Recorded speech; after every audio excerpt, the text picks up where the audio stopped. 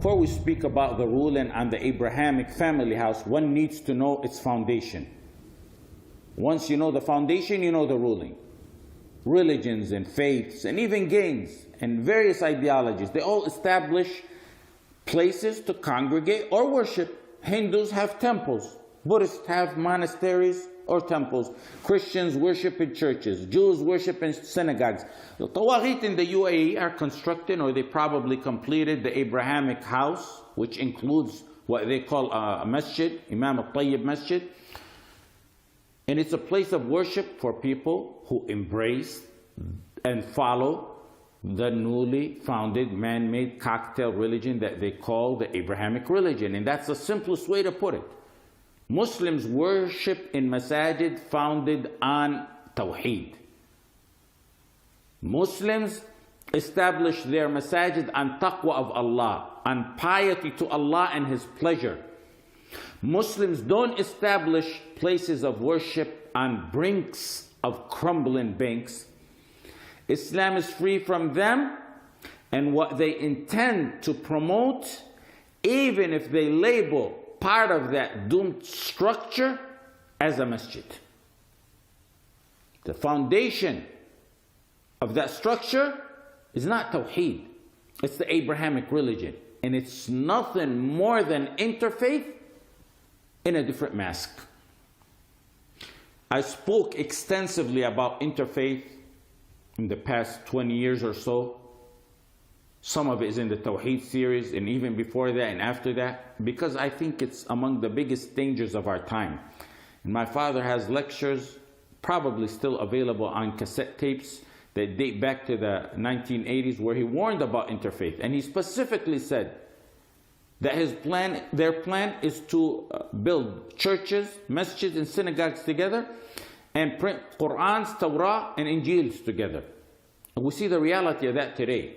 They use glamorous terms derived from the name of our beloved Ibrahim alayhi salam. Abrahamic religion, Abrahamic family house, Abrahamic accord. The origin of the term is glamorous because it's derived from our beloved Prophet's name. But they use it like sweet honey to cover poison. They use it to hide and disguise the ugly face of the kufr of interfaith and their surrendering to the Zionists and to the kuffar. The Abrahamic family house and the masjid that's part of it is a veil to carry out and put into practice the man-made kufr religion of interfaith and Abrahamism. What do you expect? For years and years they prepped the ummah with the munafiqeen and zanadiqa who frequently use interfaith, Abrahamic, Abrahamism, and other terms associated with them, repeating and echoing these terms with their principles and slogans over and over, and with the majority of the ulama going along with it in approval, or just going with the flow, or others being silent. It paved the way to take the next step and put this religion into practice. They silenced and imprisoned and slandered and alienated the few people who are on the haqq who spoke against interfaith. And they paved the path for the murji and moderates and munafiqeen to spread their filth. So evil was nourished. The consequence is the ignorant people, the laymen, those astray, the majority, saw the evil as truth and the truth as evil. And they thought what was widespread is the haqq. Because now they say mainstream Muslim or mainstream Sheikh. You have to have interfaith in order to be mainstream. Going against the Abrahamic faith and interfaith makes one an outcast and a stranger. And that's where you want to be in this day and age. In the past, when I was younger, I was a child, the enemies of Islam were pushing secularism and communism and nationalism and their likes to infiltrate the minds of the Muslim and to strip them out of their deen, and they were successful to a certain degree. Nationalism and secularism and its sister likes were ideologies that were dominating the Muslim minds, and you still see their effect till today. Some groups, for example, some were in Palestine attempting to liberate Palestine and dying under the Marxism and Leninism theories and ideologies. Some supposed Muslims back then were growing their beards to look like Karl Marx and Fidel Castro. Others were promoting the kufr of the Ba'ath and Arabic nationalism, and the ideology of Michel Aflaq and his likes. And when Muslims began to fade away from that filth and turn to Islam, the enemies of Allah began to pump life into interfaith in order to strip Muslims out of their deen in Tawheed. Interfaith itself probably dates back to the 4th Hijri century. Most likely when Ikhwan as-Safa called for interfaith by attempting to combine between as-Sabi'a and al-Hanifiyya. And Ibn Taymiyyah rahimahullah ta'ala said they combined between a lot of kufr and a lot of ignorance. The call has been renewed over the centuries by various religions, groups, organizations, governments, financial entities, and others who want to destroy Islam. The more recent interfaith revival took place probably in the 90s when it was pushed by the US government. The new veil for it, the new term for it, the new mask for it is the Abrahamic term. And that term, the usage of that term, probably dates back to the 1800s, the way they use it. Some writers and professors of Aqidah in Palestinian universities, who I read for, and some books like a book I read, Al-Diplomasiyya Al-Ruhiyya, and some Arabic think tanks attribute the origin of the Abrahamic religion or the idea to an individual named Sayyid Nusayr, who I met while I was in prison. He had a case that I followed closely when I was in my late teens, which was my early years in the University of Medina. He was accused, or he actually did, kill a rabbi terrorist, and he was also associated with Sheikh Umar Abdurrahman rahimahullah ta'ala, before openly distancing himself from him later on. When I was in prison, I was eager to meet him, and I mentioned that in a gathering. And I told the brothers we should request for him to come to the prison where we're at, since the majority of the prisoners at that prison were Muslims, and they were Muslims with what they refer to as terrorist cases. And a brother who's doing a life sentence, may Allah subhanahu wa ta'ala cure him and free him, he had some mental struggles, and he had met Sayyid Nusayr in a previous prison. He said, you're going to regret that. Several months before I was released, they transferred him to the prison I was in, and it was what they refer to as the Guantanamo North or the CMU.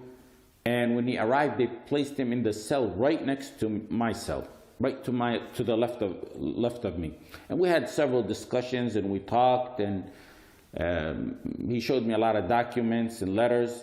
And he proposed something to several people, which he called Dawlat Ibrahim al-Federaliyya. I'm not sure how that's translated, but it's something like he proposed the federal state of Ibrahim for the Jews, Christians, and Muslims. He sent a proposal to George Bush and Hillary Clinton and Dick Cheney and others, if I remember correctly. And it was a proposal on a peace in the Middle East. He showed me some responses he got, and one was either from Hillary Clinton or Dick Cheney. And those who think that he's effective in this matter base it on that response that he got either from Dick Cheney or Hillary Clinton, or based on his talk to the media, because he's open about this. And the response was most likely a generic response that politicians send to anyone who corresponds with them. They send it regardless of the content of what's sent to them. Sometimes, in fact, most of the times they don't even bother to read what's sent to them. And I avoid and very much hate mentioning anything negative about those incarcerated who we disagree with, especially Sayyid Nusayr, since I left and we were in very good terms, and he respected me tremendously and wrote me several times after my release. Because we're not animalistic like the Murji and modernists who wait for a person to fall in in a bad predicament or go to prison or be silenced and he can't defend himself, and then they end up stabbing him and blasting him and gloating over his trials and hardships. But sometimes it's essential to clear matters up in a very respectable way and in a very limited way, while asking Allah subhanahu wa ta'ala to guide them. What I wanted to correct, and the reason I mentioned this, is that he's mentioned as someone who began this matter or influenced it or originated it, but that's not true. The Abrahamic religion or call or concept is much bigger than him, and it started before him. And the only effect he got out of promoting it is possibly the sins that he accumulated. May Allah subhanahu wa ta'ala guide him. The Abrahamic slogan is usually revived every time they sign one of the defeatist, demoralizing treaties and accords with the Zionists. The term they use, the Abrahamic term they use, like I said, is derived from the name of our beloved Ibrahim alayhi salam, the one-man nation of Millat Ibrahim Hanifa, the pure Tawheed, the pure Islam, the destroyer of shirk and statues. The Abrahamic term is to cover, the Abrahamic term they use is to cover the poison of kufr and interfaith. It's used to dismantle the layers of wala and bara and tawheed. It's used to cover the dishonor and shame of surrendering to the kuffar, to the Yahud and Zionists. It's used in the exact opposite way of what Ibrahim alayhi salam was upon. If any realistic person understood what Ibrahim alayhi salam stood for, as the Quran mentions, he would know it's us, the pure muwahhideen, who are the followers of Ibrahim alayhi salam. If you're against interfaith and the Abrahamism, and you hate it, and you hate those who call for it, then you're the true follower of Ibrahim alayhi salam, not the opposite. The people who stress wala and bara are the followers of Ibrahim alayhi salam. The people who love and hate for the sake of Allah are the true followers of Ibrahim alayhi salam. The people who don't diminish the differences between us, the Christians and the Jews and other religions, rather they outline those differences and highlight them and emphasize them and stress them and make the ummah aware of them. Those are the true followers of Rasulullah sallallahu alaihi wasallam and Ibrahim alayhi salam and the other messengers and prophets. Allah subhanahu wa ta'ala in the clearest terms tells us who the real followers of Ibrahim alayhi salam are. إن أولى الناس بإبراهيم للذين اتبعوه وهذا النبي والذين آمنوا والله ولي المؤمنين. Who's the most deserving of Ibrahim alayhi salam? Those who have the best claim to Ibrahim are للذين اتبعوه, his followers, وهذا النبي, and the followers of Prophet Muhammad sallallahu alaihi wasallam, and the believers. The believers in what? The believers in Islam. The Hanifiyya, the Millah of Ibrahim, was repeatedly mentioned in the Quran, in many ayat, attached with the name of Ibrahim alayhi salam. وَمَنْ يَرْغَبُ عَنْ مِلَّةِ إِبْرَاهِيمَ إِلَّا مَنْ سَفِهَ نَفْسَهُ. In another verse, وَقَالُوا كُونُوا هُودًا أَوْ نَصَارَى تَهْتَدُوا قُلْ بَلْ مِلَّةَ إِبْرَاهِيمَ حَنِيفًا وَمَا كَانَ مِنَ الْمُشْرِكِينَ. In another verse, قُلْ صَدَقَ اللَّهُ فَاتَّبِعُوا مِلَّةَ إِبْرَاهِيمَ حَنِيفًا وَمَا كَانَ مِنَ الْمُشْرِكِينَ. In another verse, وَمَنْ أَحْسَنُ دِينًا مِمَّنْ أَسْلَمَ وَجْهَهُ لِلَّهِ وَهُوَ مُحْسِنٌ وَاتَّبَعَ مِلَّةَ إِبْرَاهِيمَ حَنِيفًا وَاتَّخَذَ اللَّهُ إِبْرَاهِيمَ خَلِيلًا. قل إنني هداني ربي إلى صراط مستقيم دينا قيما ملة إبراهيم حنيفا وما كان من المشركين ثم أوحينا إليك أن اتبع ملة إبراهيم حنيفا وما كان من المشركين. حنف, الحنف في اللغة هو الميل. حنف linguistically, that's mentioned as a characteristic of Ibrahim alayhi salam, it means to turn away. The followers of the kufr of interfaith and Abrahamism, the new religion they founded, got their compass leading them in the wrong direction. Hanf is turning away. It's inclination in turning away from kufr, from the kufr of interfaith, from the kufr of the Abrahamic religion, and inclining and turning towards pure Tawheed and Islam. It's actually turning away from all that filth in kufr and turning purely to the pure tawheed that we've been calling for. Nearly every definition you look at pertaining to the Abrahamic term, whether you look at the Collins Dictionary or the Oxford Dictionary or the Cambridge or Wikipedia or articles or what the Zanadiqa say, they attribute Ibrahim alayhi salam to Christianity and Judaism. But Allah subhanahu wa ta'ala tells us something different. You either follow Allah's words or you follow the kufr of interfaith in that new religion. Allah subhanahu wa ta'ala said, مَا كَانَ إِبْرَاهِيمُ يَهُودِيًّا وَلَا نَصْرَانِيًّا وَلَكِنْ كَانَ حَنِيفًا مُسْلِمًا وَمَا كَانَ مِنَ الْمُشْرِكِينَ. You either accept the word of Allah subhanahu wa ta'ala denouncing the Abrahamic religion and how it's used, along with interfaith altogether, or you jump in the camp of the Zanadiqa and Kuffar. مَا كَانَ إِبْرَاهِيمُ يهوديا ولا نصرانيا. What was he? ولكن كان حنيفا مسلما. How much clearer can that get? They manipulated the term so much that now it's used on pulpits, on manabir of masajid, and in durus, and khutab, in reference to Christianity and Judaism. When someone argues with you on the usage of that term, the way they use it, in the context of the kufr that they use it, that Ibrahim alayhi salam is the father of Christianity and Judaism, ask them what Allah said to ask them about this precise matter. Ask them if they know more than Allah. أَمْ تَقُولُونَ إِنَّ إِبْرَاهِيمَ وَإِسْمَاعِيلَ وَإِسْحَاقَ وَيَعْقُوبَ وَالْأَسْبَاطَ كَانُوا هُودًا أَوْ نَصَارَى قُلْ أَأَنْتُمْ أَعْلَمُ أَمِ اللَّهِ. You claim that Ibrahim, not only Ibrahim, وإسماعيل وإسحاق ويعقوب والأسباط, the 12 sons of Yaqub, you claim they're Jews or Christians? قُلْ أَأَنْتُمْ أَعْلَمُ أَمِ اللَّهِ. Who's more knowledgeable, you or Allah? Who knows better, you or Allah? They were all Muslim. قُلْ أَأَنْتُمْ أَعْلَمُ أَمِ اللَّهِ.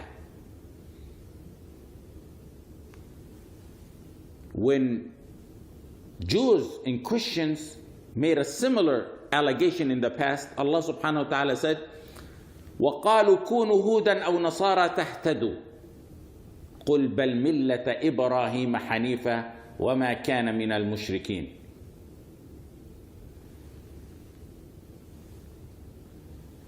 Allah told us to do what the muwahhideen believe and do. Don't follow Judaism or Christianity. بَلْ مِلَّةَ إِبْرَاهِيمَ حَنِيفًا. Follow the millah of Ibrahim Hanifa. And it wasn't just Ibrahim alayhi salam, but every messenger. Nuh was Muslim in order to be Muslim. فَإِن تَوَلَّيْتُمْ فَمَا سَأَلْتُكُم مِّنْ أَجْرٍ إِنْ أَجْرِيَ إِلَّا عَلَى اللَّهِ وَأُمِرْتُ أَنْ أَكُونَ مِنَ الْمُسْلِمِينَ. Ibrahim and his children, Yaqub and his children, وَوَصَّى بِهَا إِبْرَاهِيمُ بَنِيهِ وَيَعْقُوبُ يَا بَنِيَّ إِنَّ اللَّهَ اصْطَفَى لَكُمُ الدِّينَ فَلَا تَمُوتُنَّ إِلَّا وَأَنْتُمْ مُسْلِمُونَ. Yaqub, advising his children on his deathbed, told them to be Muslim and asked them, أَمْ كُنْتُمْ شُهَدَاءَ إِذْ حَضَرَ يَعْقُوبَ الْمَوْتِ إذ قال لبنيه ما تعبدون من بعدي قالوا نعبد إلهك وإله آبائك إبراهيم وإسماعيل وإسحاق إلها واحدا ونحن له مسلمون. Yaqub, on his deathbed, advised and asked his children what they'll worship after he dies. They said, we'll continue on the path that you're on, worshiping your ilah and the ilah of your fathers Ibrahim wa Ismail wa Ishaq. إله واحدة. And what are we? What are they? وَنَحْنُ لَهُ مُسْلِمُونَ. It's only one path. It's Islam. قُولُوا آمَنَّا بِاللَّهِ وما أنزل إلينا وما أنزل إلى إبراهيم وإسماعيل وإسحاق ويعقوب والأسباط وما أوتي موسى وعيسى وما أوتي النبيون من ربهم لا نفرق بين أحد منهم ونحن له مسلمون ونحن له مسلمون. They're ordered to say وَنَحْنُ لَهُ مُسْلِمُونَ, we're Muslimun. Then Allah says فَإِنْ آمَنُوا بِمِثْلِ مَا آمَنْتُمْ بِهِ فَقَدْ اهْتَدَوْا. If you believe what they believed, then you're guided. What is it they believed? Right before it. وَنَحْنُ لَهُ مُسْلِمُونَ وَنَحْنُ لَهُ مُسْلِمُونَ فَإِنْ آمَنُوا بِمِثْلِ مَا آمَنْتُمْ بِهِ فَقَدْ اهْتَدَوْا.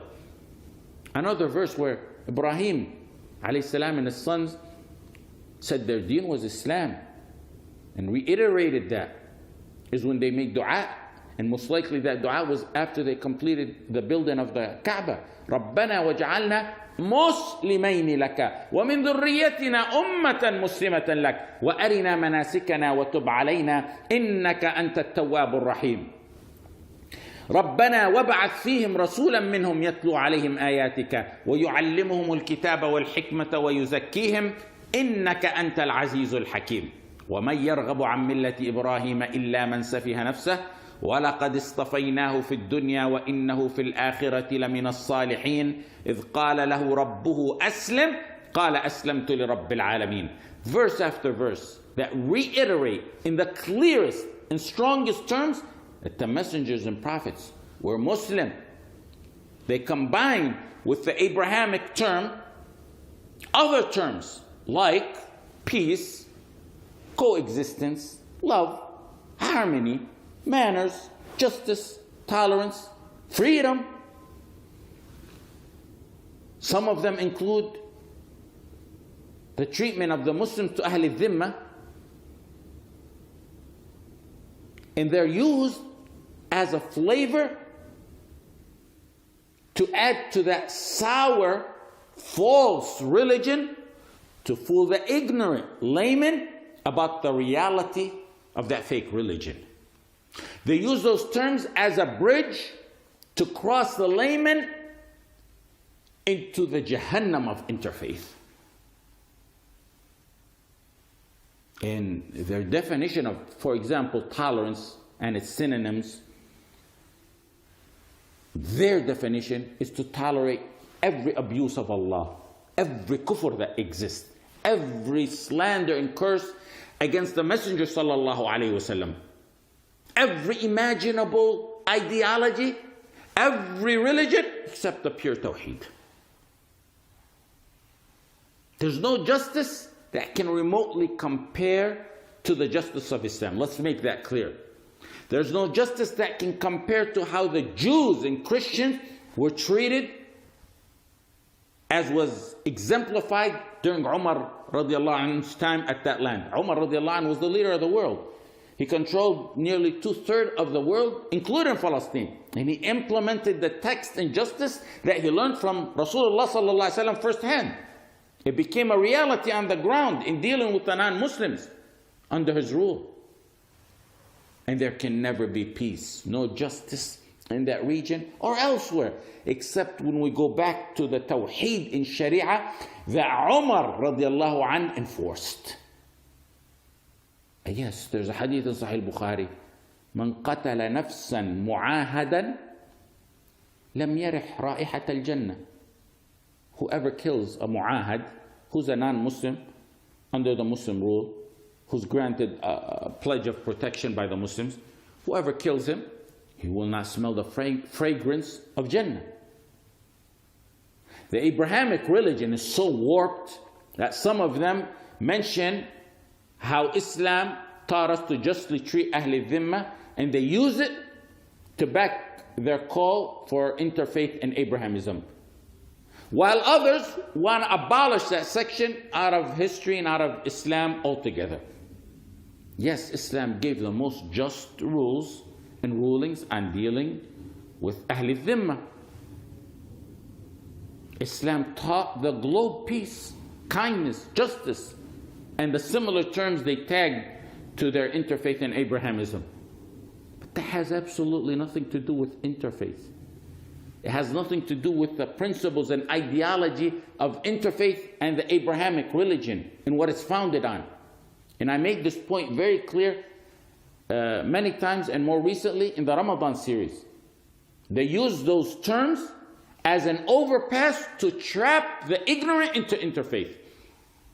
They want to make you think that everyone who resists and opposes interfaith and Abrahamism is a person who holds a combination to a nuclear bomb waiting to destroy the earth and what's in it.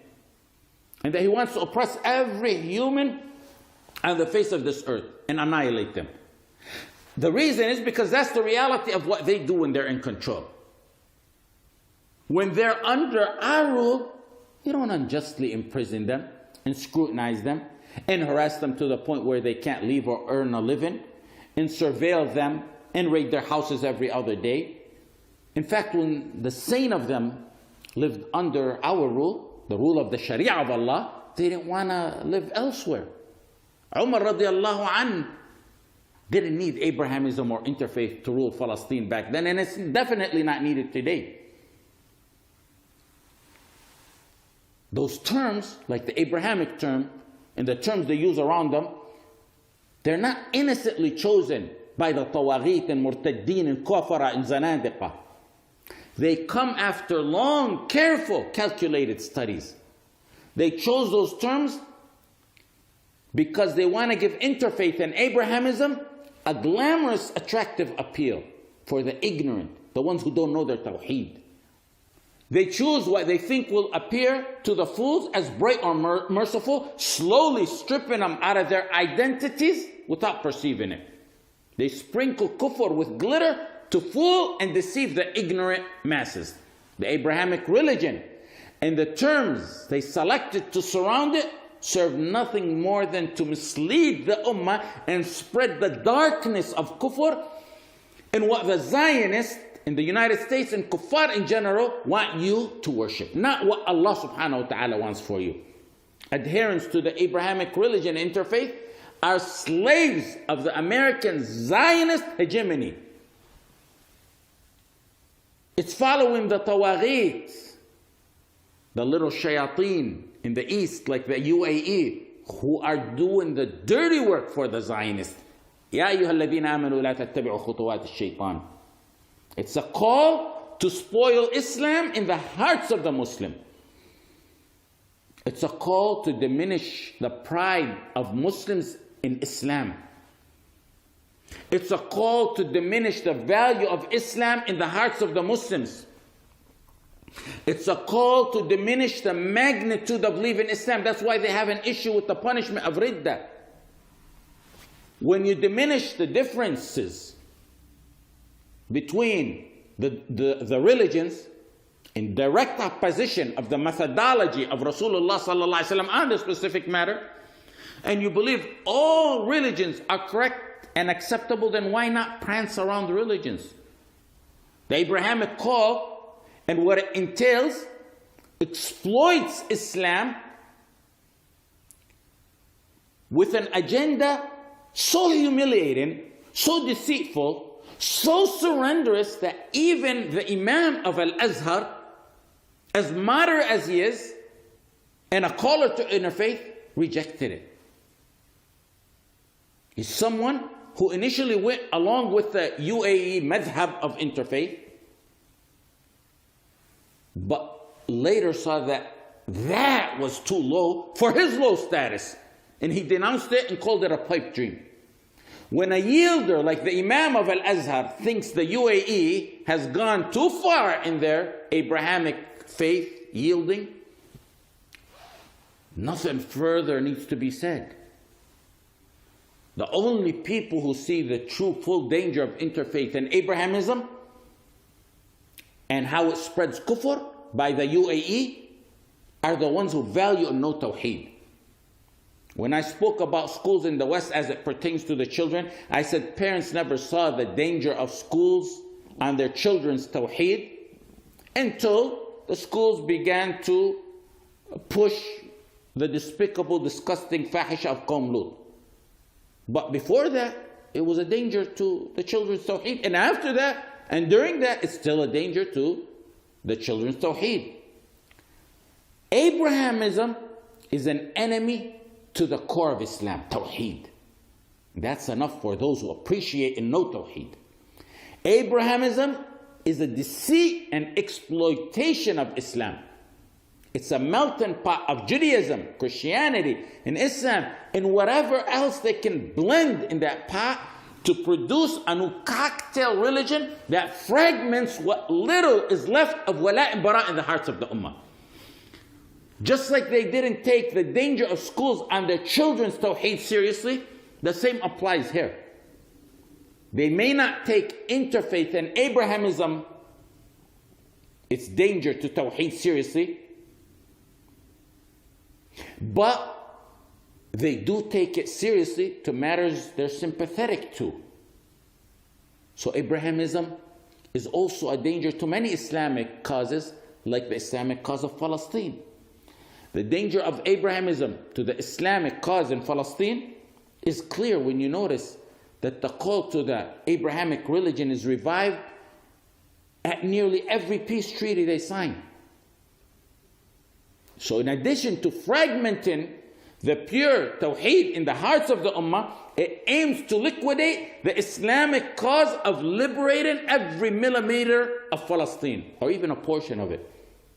It aims to drop the curtain on the Jewish occupation of Palestine and to normalize the loss of the lands, the loss of the honor, the loss of the rights, the loss of the lives of the Muslims in Palestine and elsewhere. The UAE, through the Abrahamic religion, and everyone who walks in that path, aim to normalize and integrate the Zionists in Palestine and to affirm those occupiers as legitimate citizens of Palestine, to distort awareness and help to the oppressed Muslims in Palestine, and to distort the history of Palestine. The inconsistent, hypocritical, wailing dogs, those shuyukh and dua, who speak about the Palestinian cause to gain fame and popularity, because it's a cause that people are sympathetic to. They talk about the Palestinian cause, and then they call for interfaith or Abrahamism. How hypocritical is that? Abrahamism criminalizes the Muslim muwahhid, raising the banner of Tawheed, trying to regain his land. Abrahamism makes the one seeking Allah's word supreme on the lands irrigated by the blood and sweat of the Sahaba and enemy, and that Zionist occupier is the brother. Abrahamism even criminalizes the deviant nationalists who tried to ask for their rights or fight for it. When Anwar al-Sadat signed the peace treaty in 1979, before most of you were probably born, he called for the exact same kufr that the UAE is doing today. He came back talking about building an interfaith compound, masjid, church, synagogue in Wadi al-Raha and Sinai. But Allah subhanahu wa ta'ala cleansed the earth from him before he was able to complete it. Sheikh Bakr Abu Zaid mentioned in his book, and like I said, my father talked about it back then. The UAE came back from their sujood to the Zionists talking about the exact same thing in the island of As-Sa'diyat in Abu Dhabi. Nearly every time there's a surrenderist, demoralizing treaty between the Zionists and their awliya, the Abrahamic term and its principles and the principles of interfaith are brought up, and it pops up one way or another. From the time of Anwar al-Sadat until today, Carter called for that in his peace treaty with al-Sadat. Trump used the same term, the Abraham Accord. In 1993, when Arafat signed a peace treaty, the same call was echoed again. Isn't it a funny coincidence that every time a taghut jumps in the laps of the Zionists, he comes back inspired with interfaith and Abrahamism? When you study and analyze the Abrahamic religion, you'll see that that religion has two main madhabs. The first madhab is the madhab that calls to unify and reconcile and consolidate and combine and bring together Judaism, Christianity, and Islam. They want to approve all religions, of course, but the focus is more on the three religions. And they consider them all acceptable and correct. They want to drop the essential differences, what they see as essential differences, and unify the religions on what they think is common grounds. And that's kufr in Allah subhanahu wa ta'ala. Wal-'iyadu billah. We Muslims are distinct and supreme. We don't show off with our wealth, with our looks, with our backgrounds, our education, our jobs, or any dunya matters. But we do show off with our deen, because we have pride and izzah in our deen. Not only must you have pride in Islam, but you must believe Islam is supreme, not equal. هو الذي أرسل رسوله بالهدى ودين الحق ليظهره على الدين كله ولو كره المشركون. Do the people of interfaith believe and say that? That we must be distinct and supreme? And around, do the people of interfaith believe that in around 100 authentic ahadith, the Messenger sallallahu alaihi wasallam guided us to be different from the various fractions of kuffar in different aspects? The followers of the Abrahamic faith want you to be like the kuffar. Who do you choose? Some heads of interfaith clearly said statements that all religions are correct. Believing other than Islam after the Messenger sallallahu alaihi wasallam is correct and acceptable is kufr. And whoever believes that is a kafir. We Muslims don't consolidate differences with any ideology or religion. We take the differences and highlight them and emphasize them and repeat them and reiterate them. You want to correct Rasulullah sallallahu alaihi wasallam? He says be different. Abrahamism and interfaith say be alike. Who do you choose? Ibn Taymiyyah rahimahullah ta'ala said the Messenger sallallahu alaihi wasallam exaggerated, balagha, emphasized, ordering this ummah to be different than kuffar in many matters that are mubah, permissible, matters that are permissible. He said he wanted us to be different in matters that are mubah, permissible, so that it will not be means for following them in other more serious matters. The Abrahamic religion equates the kafir with a Muslim, and Allah subhanahu wa ta'ala said, أَفَنَجْعَلُ الْمُسْلِمِينَ كَالْمُجْرِمِينَ. Allah subhanahu wa ta'ala said, أَمْ نَجْعَلُ الَّذِينَ آمَنُوا وَعَمِلُوا الصَّالِحَاتِ كَالْمُفْسِدِينَ فِي الْأَرْضِ أَمْ نَجْعَلُ الْمُتَّقِينَ كَالْفُجَّارِ. The Abrahamic religion that's made by the kuffar wants you to grow nearer to Allah through any religion you feel you like. They're all equal, they're all correct, they're all valid. You pick and choose what suits you. But Allah subhanahu wa ta'ala said only Islam is the truth, and the rest are doomed to hell. وَمَنْ يَبْتَغِ غَيْرَ الْإِسْلَامِ دِينًا فَلَنْ يُقْبَلَ مِنْهُ وَهُوَ فِي الْآخِرَةِ مِنَ الْخَاسِرِينَ. Allah subhanahu wa ta'ala said, إِنَّ الدِّينَ عِنْدَ اللَّهِ الْإِسْلَامِ. Allah subhanahu wa ta'ala said, أَفَغَيْرَ دِينِ اللَّهِ يَبْغُونَ وَلَهُ أَسْلَمَ مَنْ فِي السَّمَاوَاتِ وَالْأَرْضِ طَوْعًا وَكَرْهًا وَإِلَيْهِ يُرْجَعُونَ. Whoever seeks other than Islam, it's rejected. Whoever seeks success with other than Islam will end up being a doomed loser. وَالَّذِي نَفْسُ مُحَمَّدٍ بِيَدِهِ لَا يَسْمَعُ بِي أَحَدٌ مِّنْ هَذِهِ الْأُمَّةِ يَهُودِيٌّ وَلَا نَصْرَانِيٌّ ثُمَّ يَمُوتُ وَلَمْ يُؤْمِنْ بِالَّذِي أُرْسِلْتُ بِهِ إِلَّا كَانَ مِنْ أَصْحَابِ النَّارِ. Jews and Christians who hear about me, the Messenger sallallahu alaihi wasallam said, and don't believe in what I was sent with, will be among the people of Jahannam. Can anyone go to gatherings and meetings of interfaith and Abrahamism and explain these verses in a hadith? When analyzing the Abrahamic religion and studying it from statements and releases by the enemies of Islam and those who promote it, you find a second madhab within that religion. Both are kufr. This one's more, the second madhab is more extreme in their kufr. In this madhab, they speak about canceling all three religions and rewriting a new religion derived from the teachings of the cancelled religions. A religion where they focus on what they think is manners, love, humanity, human brotherhood, tolerance, kindness, peace. And as we mentioned, these terms are masks to pass their poison in kufr. Both of those madhab are falsely attributed to who? To Ibrahim alayhi salam. And the bottom line is, they want an Islam free from its reality and essence. An Islam free of its uniqueness and superiority and specialty. An Islam free from what Allah subhanahu wa ta'ala legislated.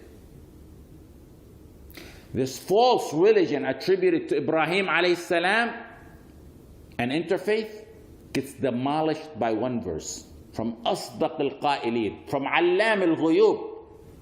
He knew there's going to be hypocrites and zanadiqa and apostates calling for this kufr. A direct response: وَلَا تَلْبِسُوا الْحَقَّ بِالْبَاطِلِ وَتَكْتُمُوا الْحَقَّ وَأَنْتُمْ تَعْلَمُونَ. Don't mix truth with falsehood. Don't mix truth with evil. Mujahid and Qatada said about this verse that this verse is saying don't mix Judaism and Christianity with Islam. And Qatada added, the deen of Allah is Islam. Judaism and Christianity are innovated not from Allah subhanahu wa ta'ala. Truth and evil can't be combined and equated. How can someone combine between the abuse of Allah and praise and glorification of Allah? A Muslim's call is to pure tawheed. قُلْ يَا أَهْلَ الْكِتَابِ تعالوا إلى كلمة سواء بيننا وبينكم ألا نعبد إلا الله ولا نشرك به شيئا ولا يتخذ بعضنا بعضا أربابا من دون الله فإن تولوا فقولوا اشهدوا بأننا مسلمون. كلمة سواء is not shirk. كلمة سواء is actually tawheed. Unlike what they use it for, because they use this to promote the interfaith. Kalima sawa is calling them to tawheed, and it's further emphasized and explained right after that. Alla na'buda illa Allah wa la nushrika bihi shay'a. That's the word we come to agreement with. That's the only word we can come to agreement with. Abrahamism is a call to destroy wala and bara. The Abrahamic religion wants your wala, your loyalty, to the disbelievers, to the Zionists, to the US. They want your wala to the mass killers of your children globally, and in Palestine particularly, and elsewhere. Allah subhanahu wa ta'ala said, وَلَوْ كَانُوا يُؤْمِنُونَ بِاللَّهِ وَالنَّبِيِّ وَمَا أُنزِلَ إِلَيْهِمَ اتَّخَذُوهُمْ أَوْلِيَاءَ. They believed in Allah subhanahu wa ta'ala and His Messenger and what was revealed to him, they would not take them as awliya. I don't want to repeat what we spoke about over the years, but one may have a brother, a blood brother, who's a kafir, and he say he's my brother. But the true, ultimate brotherhood and sisterhood is that brotherhood and sisterhood of Iman, and it supersedes everything. They use verses like إِذْ قَالَ لَهُمْ أَخُوهُمْ نُوحٌ أَلَا تَتَّقُونَ إِذْ قَالَ لَهُمْ أَخُوهُمْ هُودٌ أَلَا تَتَّقُونَ إِذْ قَالَ لَهُمْ أَخُوهُمْ صَالِحٌ أَلَا تَتَّقُونَ إِذْ قَالَ لَهُمْ أَخُوهُمْ لُوطٌ أَلَا تَتَّقُونَ. When mentioning the tribesmen of the prophets of Allah subhanahu wa ta'ala, Allah said their brother, أخوهم. It was in a tribal context. They were members of the tribe. That's like saying, he's my brother to your blood brother who's non-Muslim. And we explained that in the past. But those verses that they use to call the kafara as their brothers and establish wala based on that, those verses in the context they use, are in reality a response to them. Because when Shu'aib alayhi salam was mentioned in the context of the disbelief of his people, Allah didn't refer to him as their brother. He said, كَذَّبَ أَصْحَابُ الْأَيْكَةِ الْمُرْسَلِينَ إِذْ قَالَ لَهُمْ شُعَيْبٌ إِذْ قَالَ لَهُمْ أَخُوهُم شُعَيْبٌ. There's no brother here. إِذْ قَالَ لَهُمْ شُعَيْبٌ أَلَا تَتَّقُونَ. Clear. The matters are very clear. إِنَّمَا الْمُؤْمِنُونَ إِخْوَةٌ. إِنَّمَا is adat hasr, only.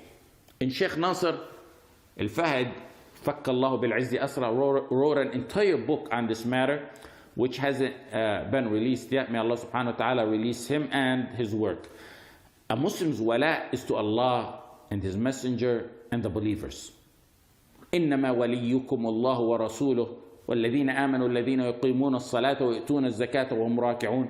Allah subhanahu wa ta'ala said, وَمَنْ يَتَوَلَّ اللَّهَ وَرَسُولَهُ وَالَّذِينَ آمَنُوا فَإِنَّ حِزْبَ اللَّهِ هُمُ الْغَالِبُونَ. Allah subhanahu wa ta'ala said, وَالْمُؤْمِنُونَ وَالْمُؤْمِنَاتُ بَعْضُهُمْ أَوْلِيَاءُ بَعْضٍ. Allah subhanahu wa ta'ala said, يَا أَيُّهَا الَّذِينَ آمَنُوا لَا تَتَّخِذُوا الْكَافِرِينَ أَوْلِيَاءَ مِنْ دُونِ الْمُؤْمِنِينَ. Allah subhanahu wa ta'ala said, يَا أَيُّهَا الَّذِينَ آمَنُوا لَا تَتَّخِذُوا الْيَهُودَ وَالنَّصَارَى أَوْلِيَاءَ بَعْضُهُمْ أَوْلِيَاءُ بَعْضٍ وَمَنْ يَتَوَلَّهُمْ مِنْكُمْ فَإِنَّهُ مِنْهُمْ إِنَّ اللَّهَ لَا يَهْدِي الْقَوْمَ الظَّالِمِينَ. وَلَا إِنْ بَرَاء entails rights over your Muslim brother and sister, wherever they are.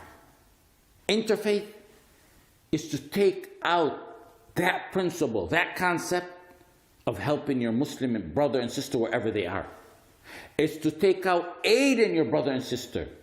It's to take out showing love and compassion and sympathy to the Muslims among each other, as if they're one body on Tawheed.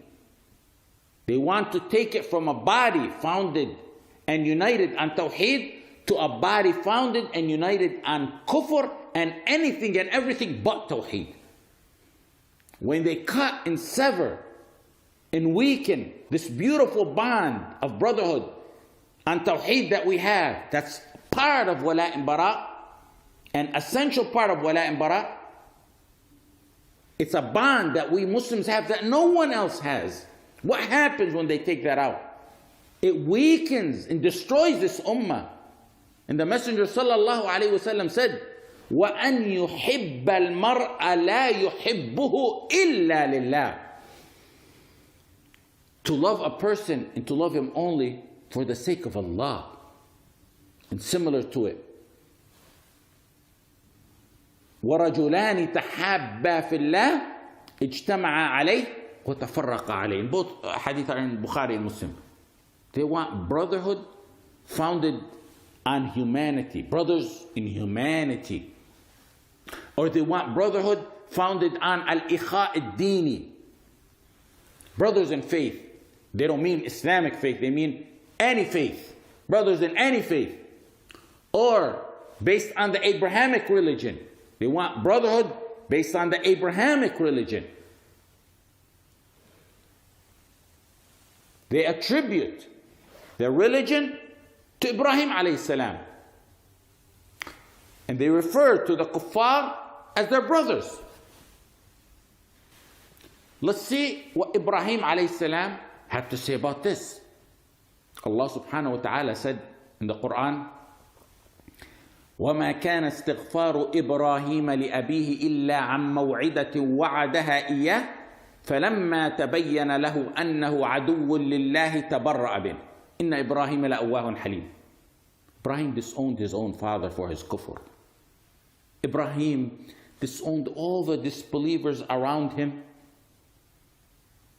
both them individually, and what they worshipped and their kufr. And he hated them. The biggest word the pro-interfaith and Abrahamic religion and sell-out Muslims hate is the term hate. And they say they're Abrahamic. Let's see what Ibrahim was quoted in the Quran as saying, and what Allah subhanahu wa ta'ala ordered us to follow. قد كانت لكم أسوة حسنة في إبراهيم والذين معه إذ قالوا لقومهم إنا براء منكم ومما تعبدون من دون الله كفرنا بكم وبدا بيننا وبينكم العداوة والبغضاء أبدا حتى تؤمنوا بالله وحده. Ibrahim said to his people, we're free from you, whatever you worship beside Allah. Ibrahim said to the kuffar of his time, we reject you. Ibrahim told the kuffar of his time, hostility has started between us and you. Ibrahim alayhi salam told the kuffar, we hate you forever. Until when? Until you believe in Allah only. وَبَدَا بَيْنَنَا وَبَيْنَكُمُ الْعَدَاوَةُ وَالْبَغْضَاءُ أَبَدًا حَتَّى تُؤْمِنُوا بِاللَّهِ وَحْدَهُ. That's the millah of Ibrahim. I challenge anyone of those pro-Abrahamic religion and interfaith to stand in one of their congregations and to recite and teach these verses of Wala and Bara that Ibrahim alayhi salam is quoted as saying. Allah subhanahu wa ta'ala told Nuh alayhi salam that his own son is not his family. He's unrighteous. قال يا نوح إنه ليس من أهلك إنه عمل غير صالح. The Abrahamic religion and interfaith is an attempt to destroy the principle of وَالَّذِينَ كَفَرُوا بَعْضُهُمْ أَوْلِيَاءُ بَعْضٍ. May Allah subhanahu wa ta'ala destroy them. It's to flip the mercy to the kafir and the harshness to the believer. محمد رسول الله والذين معه أشداء على الكفار رحماء بينهم.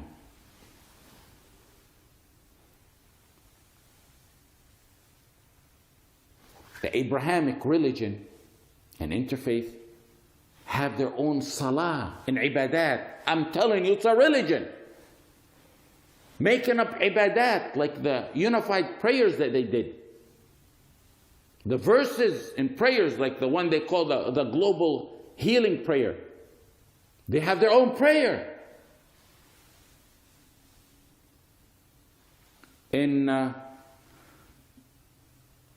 2021 in Iraq, they performed the Abrahamic Salah.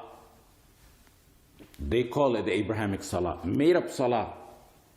The Salah of the sons of Ibrahim, with so-called Muslims, Jews, Christians, Yazidis, Sabi'a, and other religions. They performed the Salah at the place where they allege that Ibrahim alayhi salam was born, in Iraq. One can only wonder what Qibla such various religions chose, or what Lord they prayed to, or what movements they did. And it was reported as the first historic Salah of such nature.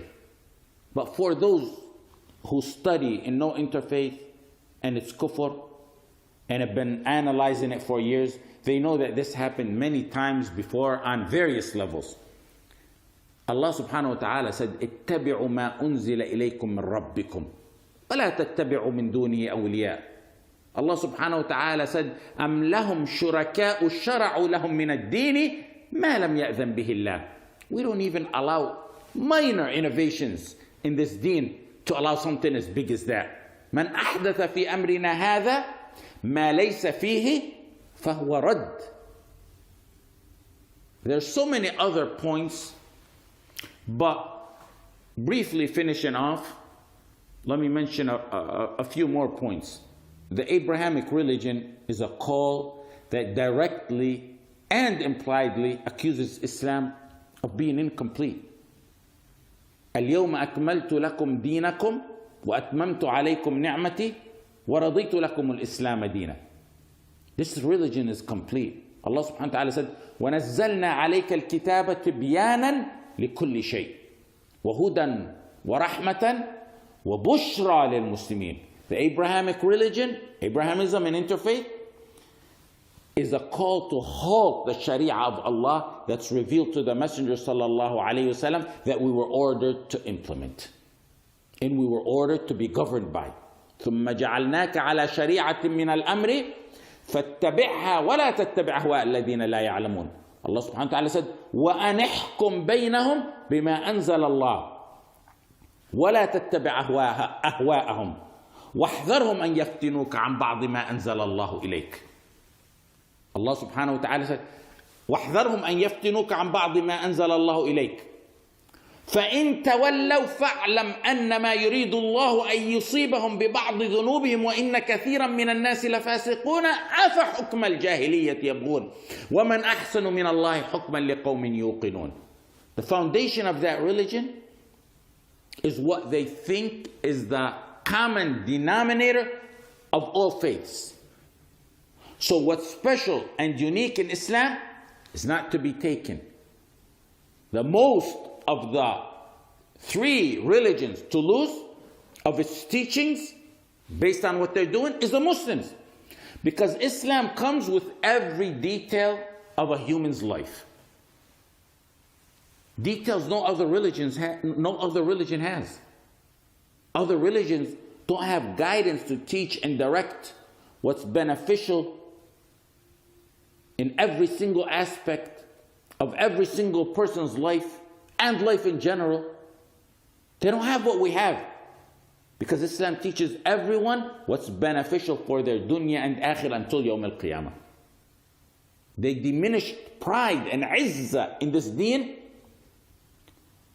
in the hearts of the ummah, and that caused Muslims to jump in ruku' and sujood to their enemies and to give such concessions on the most valuable that they have, their faith. The Abrahamic call is an attempt to strip Islam from its uniqueness. It's the only religion whose book wasn't tampered. Abrahamism considers other religions' books that abuse Allah holy. It makes it seem as if their books are free from being tampered when they combine it with the Quran in the manner that they do. It's an attempt to raise the status of other books that are tampered and to give them the level of being sacred and holy and free from being tampered. It attempts to lower the status of the Quran that was promised to be protected by Allah subhanahu wa ta'ala. And the irony is that the US promotes this religion and interfaith, and the US is a secularist country that separates between church and state. But when it comes to matters in our countries, they know that the Muslims, generally speaking, are attached and sympathetic to their deen. So they made up a new deen to serve their interest and enslave the Muslims to them and to their causes. The Abrahamic religion negates the important concept and principle of ordaining the good and forbidding the evil and da'wah in general, a faridah from Allah. It demolishes the inkar of the munkar on the highest level. How do you do inkar of munkar on shirk or give da'wah to Islam when all religions and everyone is correct and acceptable? And there's an important matter that needs to be mentioned with talking about interfaith and Abrahamism, which is that da'wah is not interfaith, and interfaith is not da'wah. I mentioned this in the past, and I'll mention it again because some allege that interfaith is da'wah. And they're deceivers or liars or ignorant. Among the ways to give da'wah is to give it in wisdom and the best of terminology and with the best of manners, but with no compromise. Look at the da'wah of every messenger. وَلَقَدْ بَعَثْنَا فِي كُلِّ أُمَّةٍ رَسُولًا أَنِ اعْبُدُوا اللَّهَ وَاجْتَنِبُوا الطَّاغُوتِ. Every messenger was sent to teach them to worship Allah alone and to stay away from the taghut, the false gods. There's no cocktail religion. There's no combining religions. There's no minimizing the differences. اجتنبوا الطاغوت أن اعبدوا الله واجتنبوا الطاغوت. In the other verse, اعبدوا الله ما لكم من إله غيره. The da'wah is worship Allah alone. Da'wah is not to combine or consolidate or unify religions. The Messenger sallallahu alaihi wasallam sent a letter of da'wah to Hiraqil. And Muhammad Abdullahi wa Rasulih ila Hiraqil azim al-Rum. سلام على من اتبع الهدى أما بعد فإني أدعوك بدعاية الإسلام. Peace be upon the one who follows the guidance. I call you to Islam. The messenger's wording of the salam itself, the terms of the salam, opposes interfaith itself. أسلم تسلم يؤتك الله أجرك مرتين فإن توليت فإن عليك إثم الأريسيين. If you become Muslim, you'll be safe and you'll get your reward doubled. But if you turn away, then you'll have the sins of your followers and subjects. Then he mentioned the verse that they use it in the wrong way. قُلْ يَا أَهْلَ الْكِتَابِ تَعَالَوْا إِلَى كَلِمَةٍ سَوَاءٍ بَيْنَنَا وَبَيْنَكُمْ أَلَّا نَعْبُدَ إِلَّا اللَّهَ وَلَا نُشْرِكَ بِهِ شَيْئًا. Come to common grounds. What's those common grounds? Those common grounds, kalima sawa, is to meet on tawheed. Tawheed of Allah, as I said. Da'wah is to convey the message, not to love those who Allah despises. Da'wah is to convey the message, not to praise and dignify ideologies and religions and books that abuse Allah subhanahu wa ta'ala. Da'wah is not to consider other religions correct. Da'wah is not to compromise on the deen in attempt to give it a beautiful image, what you think is beautiful. Islam is beautiful as it is. It needs no updated, no completing, no beautification by anyone. It's beautiful as it is from Allah subhanahu wa ta'ala. Does interfaith in general in the Abrahamic religion believe in wala and bara, al-hub wal-bughd fillah? Now, this kufr has been pushed and promoted for years. And it's made somewhat of a norm.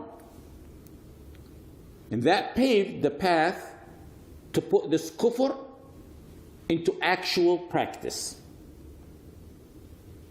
And among that is building the compound that they have built.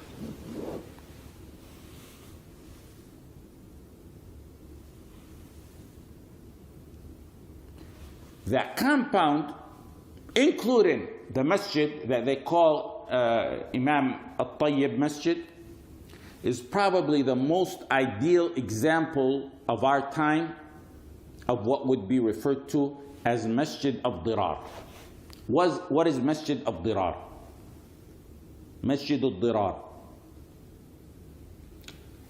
That masjid is a masjid that was burnt down and demolished by an order from Rasulullah sallallahu alaihi wasallam. In the 9th year after the Hijrah, a masjid was established by the Munafiqeen in collaboration with a man called Abu Amir al-Fasiq.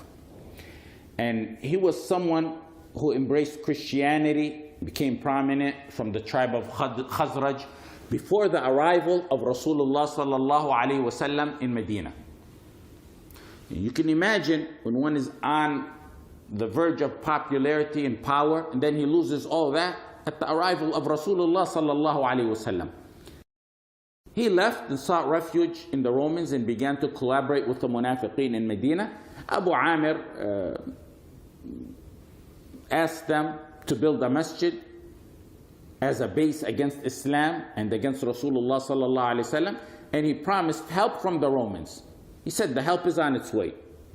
They're hypocrites, so they went to the Messenger sallallahu alaihi wasallam. They told him, we built a masjid, and that masjid is for those who are weak and ill, and for cold days when people can't attend with you, they'll pray in this masjid.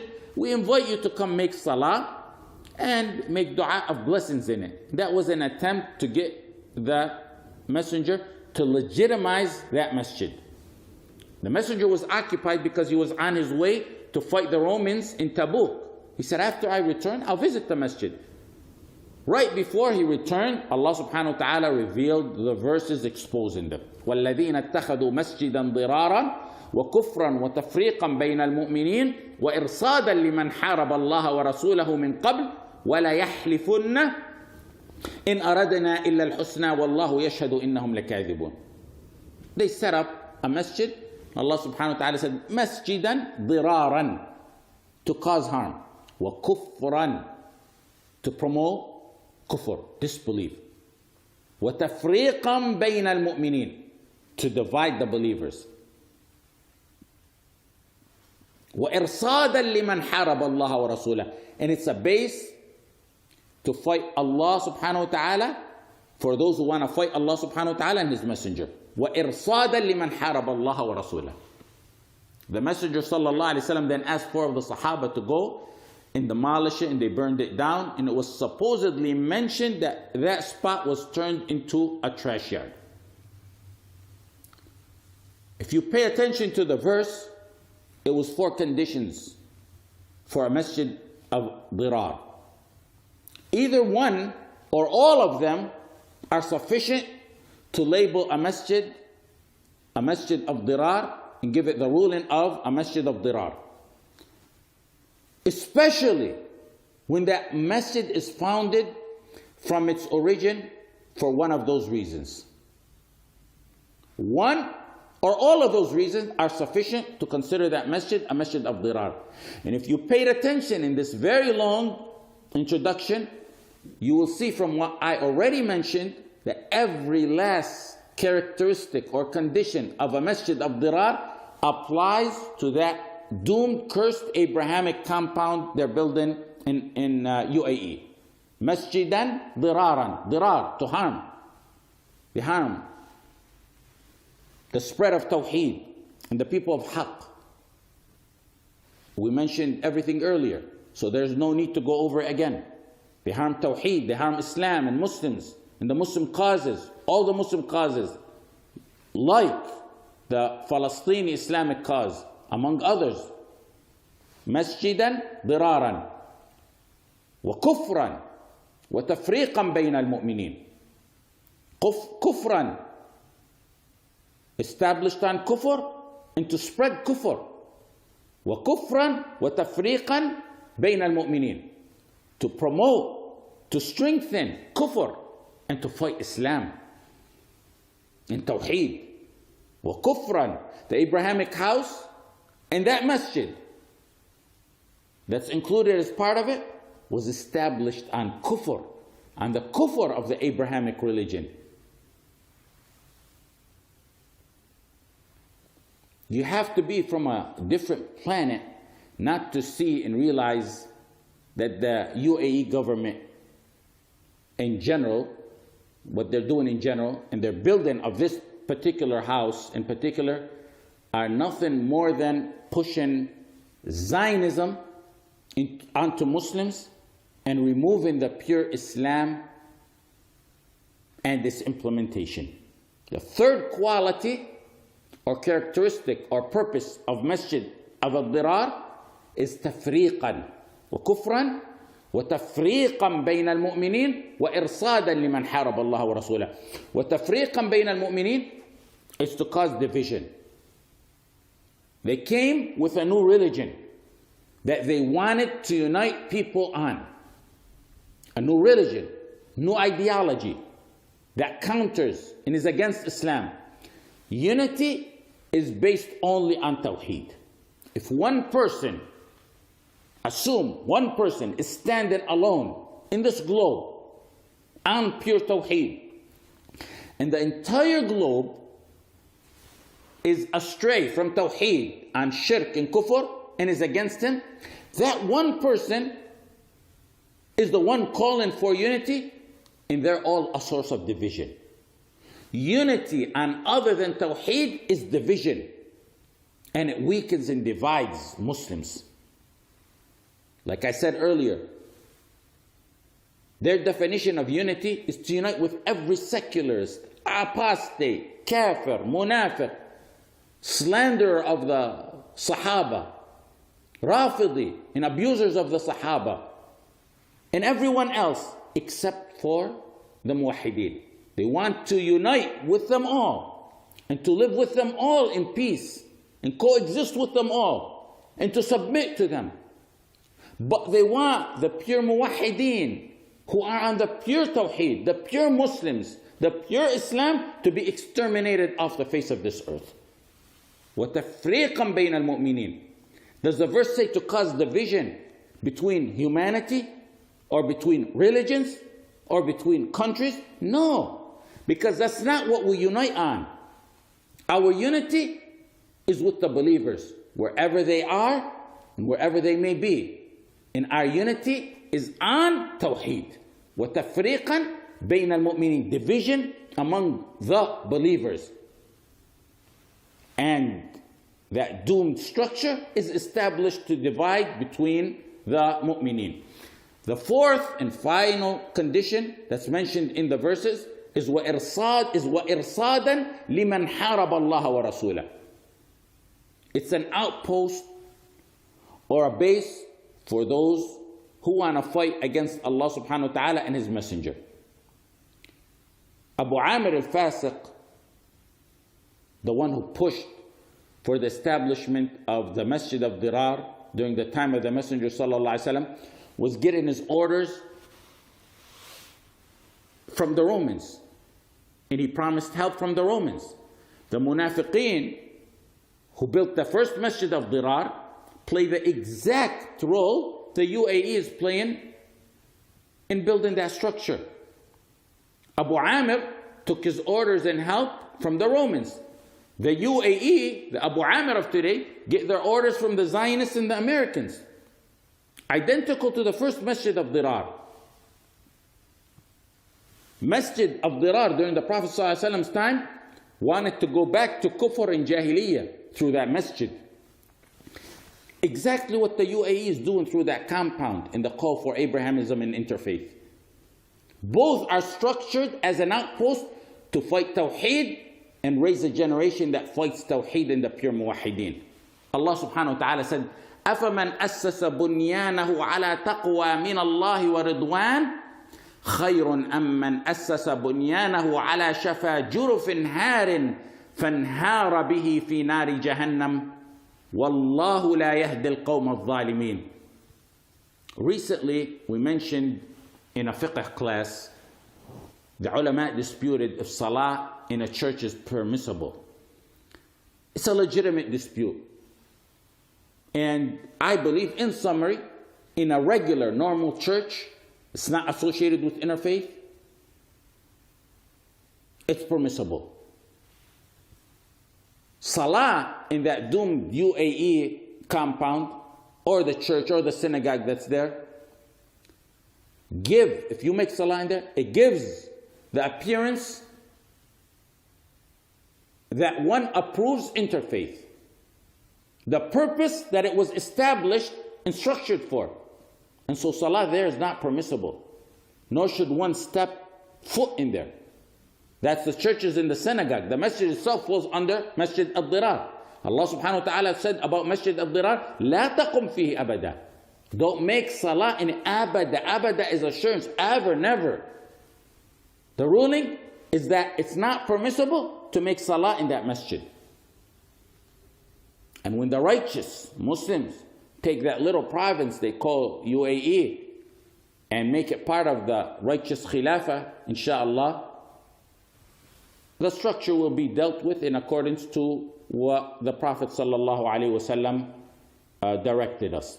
Allah subhanahu wa ta'ala said, وَلَا يَحْلِفُنَّ إِنْ أَرَدْنَا إِلَّا الْحُسْنَى وَاللَّهُ يَشْهَدُ إِنَّهُمْ لَكَاذِبُونَ.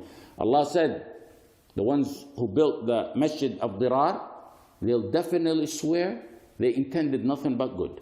In أَرَدْنَا إِلَّا الْحُسْنَى, like these ones there. Interfaith, we want good. Interfaith, Abrahamism, peace, coexistence. The whole world's going to get together. Tolerance, dialogue. Wallahu yashhadu innahum lakathibun. Allah bears witness that they're surely liars.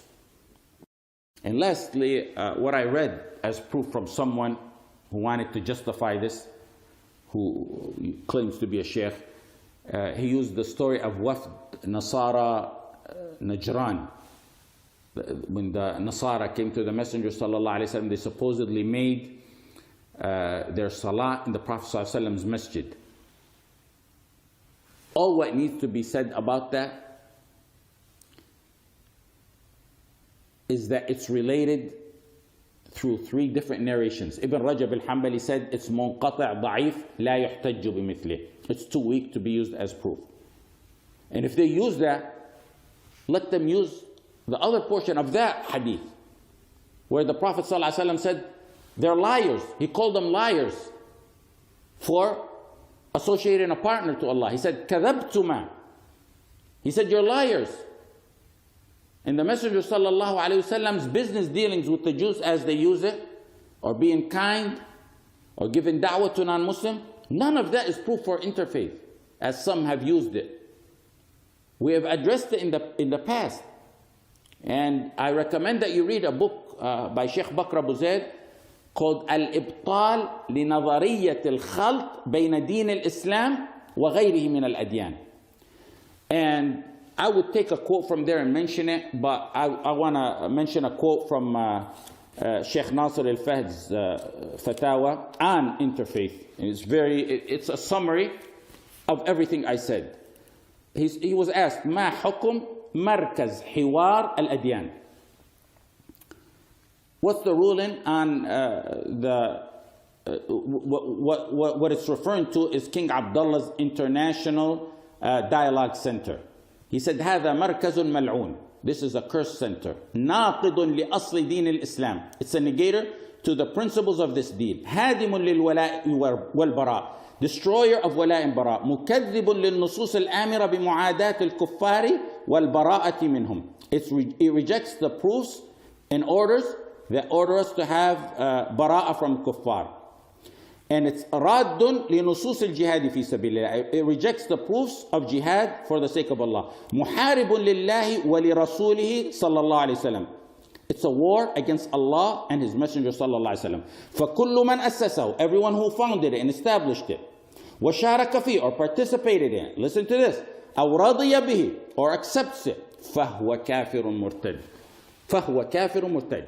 Whoever established it, whoever participates in it, whoever accepts it is a kafir murtad. عليه لعائن الله والملائكة والناس أجمعين. May Allah reward Sheikh Nasir. He said, on that person, whoever accepts it, whoever establishes it, or participates in it, or is pleased with it, is a kafir murtad. May the curse of Allah and the malaika and the people be upon him. وَيَجِبُ التَّحْذِيرُ مِنْ. It's important to warn from that, from him, and from those who participate in it. وَمِنَ الْمُشَارِكِينَ فِيهِ بِكُلِّ وَسِيلَةٍ. In all means. فَإِنَّ هَؤُلَاءِ الطَّوَاغِيتِ. These طواغيت إِنَّمَا يُرِيدُونَ سَلَامَةَ سُلْطَانِهِمْ وَلَوْ قَذَفُوا النَّاسَ جَمِيعًا فِي جَهَنَّمَ. These طواغيت only want peace for their thrones. They want to remain in power, even if they toss everyone in Jahannam. May Allah subhanahu wa ta'ala reward him. I believe in every word that he said. Jazahullahu khaira. And this is talking about King Abdullah's International Dialogue Center. And what it spread is much less than what the UAE is doing with Abrahamism and interfaith.